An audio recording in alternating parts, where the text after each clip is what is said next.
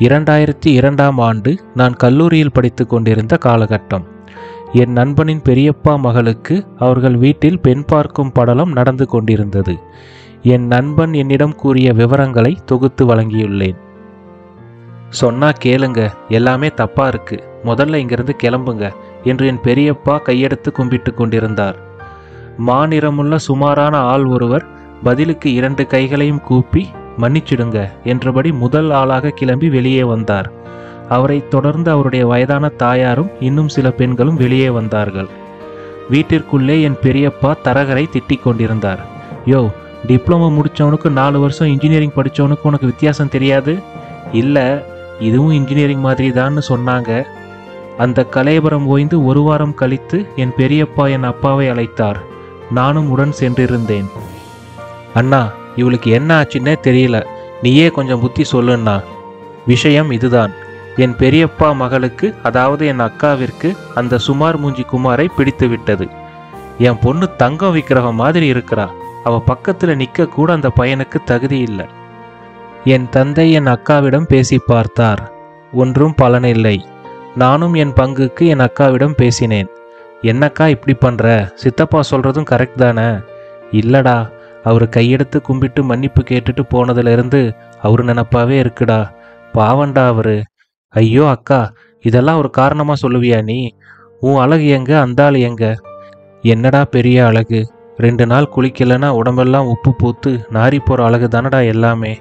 நீ முதல்ல இந்த மங்கையர் மலர், ரமணிச்சந்திரன் இந்த நாவல் எல்லாம் படிக்கிறத நிறுத்து. ஆனால் என் அக்கா போராடி அந்த மாப்பிள்ளையை திருமணம் செய்தாள். இந்த நிகழ்வுகள் அனைத்தும் என் நண்பன் கூறியது. சுமார் 20 வருடங்கள் கழித்து அவனை ஒரு முறை சந்தித்தேன். அப்பொழுது அவன் அக்காவை பற்றி விசாரித்தேன். எப்படிடா இருக்காங்க? மச்சான், அந்த ஆள் இத்தனை வருஷம் ஆன பிறகும் அக்காவை அந்த தாங்கு தாங்குறான்டா.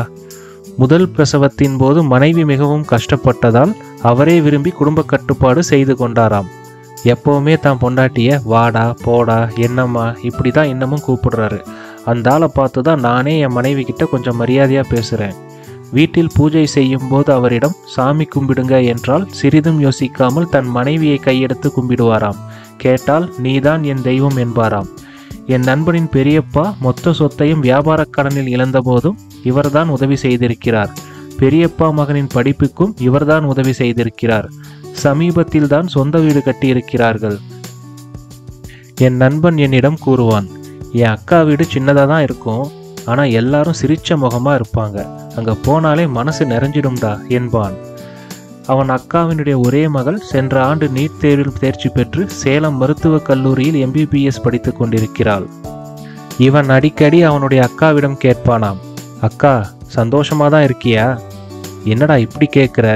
இத்தனை வருஷத்தில் அவராக என்கிட்ட எந்த உரிமையும் எடுத்துக்கிட்டதில்லை. என் முகம் வாடவே கூடாது அவருக்கு. ஆனால் எனக்கு வேணும்னா அவரோட உயிரை கொடுத்து கூட அதை நிறைவேற்றுவார். வேற என்னடா வேணும்? அதே அவனுடைய மாமா கூறுவாராம், என் குலசாமி அவங்க மனசு வருத்தப்பட்டா அப்புறம் நான் வாழ்றதுல அர்த்தமே இல்லை என்பாராம்.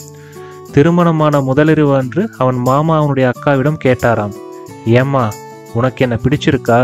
பிடிச்சுதானே கட்டிக்கிட்ட என்று கேட்டிருக்கிறார். அதற்கு அவனுடைய அக்கா, சரியா சொல்ல தெரியலங்க, ஆனால் நீங்கள் கையெடுத்து கும்பிட்டுட்டு போன பிறகு உங்களை நினச்சா ரொம்ப பாவமாக இருந்தது, மனசு பூரா உங்கள் நினப்பாவே இருந்தது என்று சொல்லி இருக்கிறாள். என்னம்மா இப்படி சொல்கிற? பரவாயில்லைங்க, இப்போவே எப்படி சொல்ல முடியும்? உங்கள் குணம் போக போகத்தானே தெரியும். ஏம்மா அதுக்காக உன் லைஃப்பில் ரிஸ்க் எடுப்பியா என்று கூறினாராம். என் நண்பன் என்னிடம் சிரித்து கொண்டே கூறுவான், என் அக்கா செஞ்சது மியூச்சுவல் ஃபண்ட் இன்வெஸ்ட்மெண்ட் மாதிரி, high risk equal to high returns என்பான். உண்மைதான். நான் பார்த்த வரையில் கருப்பு நிறத்தில் பசுக்களும் உண்டு, சிகப்பு நிறத்தில் குரங்குகளும் உண்டு. துரதிர்ஷ்டவசமாக அவைகளின் குணாதிசயங்கள் திருமணமான சிறிது காலத்திற்கு பிறகுதான் தெரிய வருகின்றன. இந்த பதிவு உங்களுக்கு பிடிச்சிருந்தா லைக் பண்ணுங்க, கமெண்ட் பண்ணுங்க, உங்கள் ஃப்ரெண்ட்ஸுக்கு ஷேர் பண்ணுங்க, எங்கள் சேனலை சப்ஸ்கிரைப் பண்ணுங்க.